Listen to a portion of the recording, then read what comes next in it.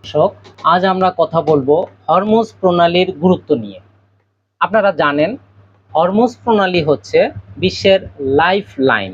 কেননা বিশ্বের যাবতীয় তেলের 30 ভাগ এই সরু পথ দিয়ে পরিবাহিত হয়। প্রতিদিন শত শত জাহাজ হরমুজ প্রণালী অতিক্রম করে যায়।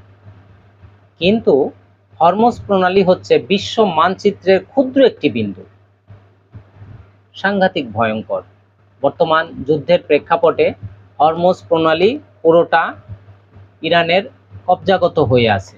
হরমুজ প্রণালীর পশ্চিম দিকে ওমান এবং পূর্ব দিকে হচ্ছে পারস্য বা ইরানের অবস্থান। মাঝখানে সরু একটি জায়গা।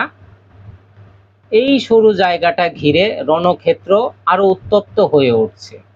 সম্প্রতি আমেরিকা বলছে হরমুজ প্রণালীর দখল নেবে। কিন্তু আপনারা জানেন যে ফ্রান্সের প্রেসিডেন্ট ম্যাক্রো ঘোষণা করেছেন বিশ্বের এমন কোনো শক্তি নেই যারা হরমুজ প্রণালীকে নিজেদের দখলে নিতে পারে।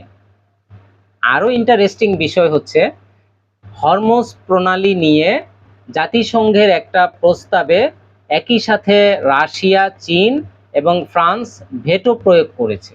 তাহলে এখন একটা প্রশ্ন, যে ফ্রান্স তো হচ্ছে ন্যাটোর সদস্য, তাহলে কি ফ্রান্স ইরানের সাথে কোনো সমঝোতায় পৌঁছে গেছে, যেই সমঝোতার কারণে তারা জাতিসংঘের মতো জায়গাতে ইরানের পক্ষে গিয়ে ভেটো প্রয়োগ করলো?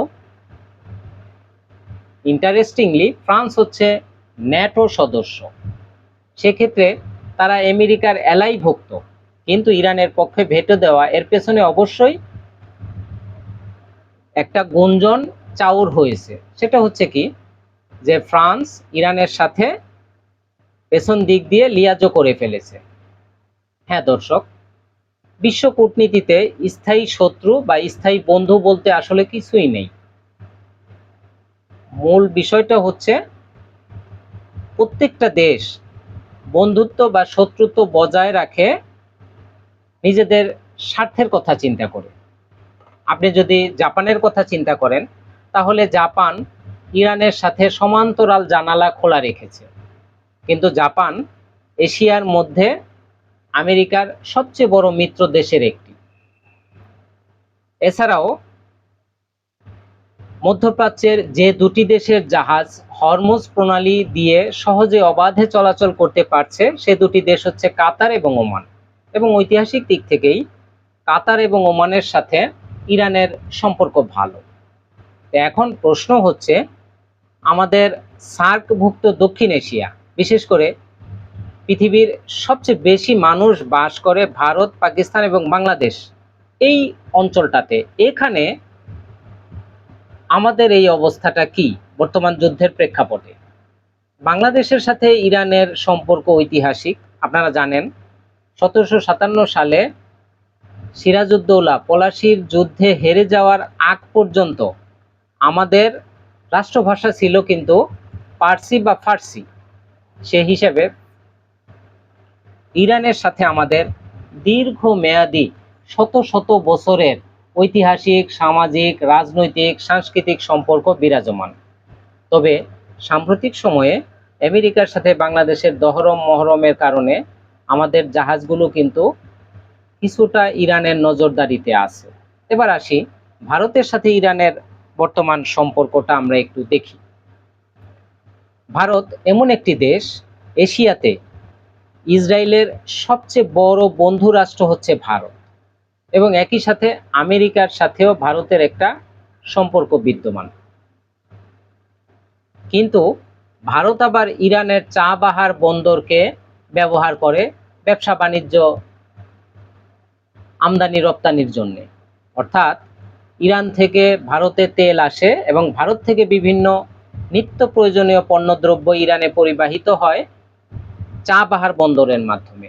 কিন্তু সাম্প্রতিক সময়ে ভারত একই সাথে ইসরায়েল, ইরান, আমেরিকা, ইরান, এই 3 দেশের সাথেই সম্পর্ক বজায় রেখে চলেছে। এ কারণে ভারতের জাহাজগুলো কড়া নজরদারিতে আছে। অন্যদিকে পাকিস্তান হচ্ছে ইরানের সীমান্ত সংলগ্ন দেশ। সম্ভবত পাকিস্তানের সাথে ইরানের স্থল পাইপলাইনও আছে, এটা এখনো সম্ভবত চালু হয়নি। সেই কারণে ইরানের থেকে বন্দরের মাধ্যমে পাকিস্তানের ব্যবসা বাণিজ্য পরিচালিত হয়। আপনারা জানেন, যুদ্ধ শুরু হওয়ার পর আমেরিকা একতরফা ইরানে হামলা করার পর বিশ্বের যে দুটি দেশ সরাসরি ইরানের পক্ষে গিয়ে কথা বলেছে তার মধ্যে অন্যতম হচ্ছে পাকিস্তান এবং আফগানিস্তান। সেজন্য পাকিস্তানের সাথে ইরানের সাম্প্রতিক সম্পর্ক খুবই ভালো। এখন প্রশ্ন হচ্ছে যে ইরান তো কিছু কিছু জাহাজকে রুট পারমিট দিচ্ছে বিনা স্বার্থে হরমুজ প্রণালী পার হয়ে ব্যবসা বাণিজ্য পরিচালনা করার জন্য দিচ্ছে। সেই দেশগুলোর মধ্যে আছে ফ্রান্স, জাপান, ওমান, কাতার, বাংলাদেশ, ভারত, পাকিস্তান এবং স্পেন।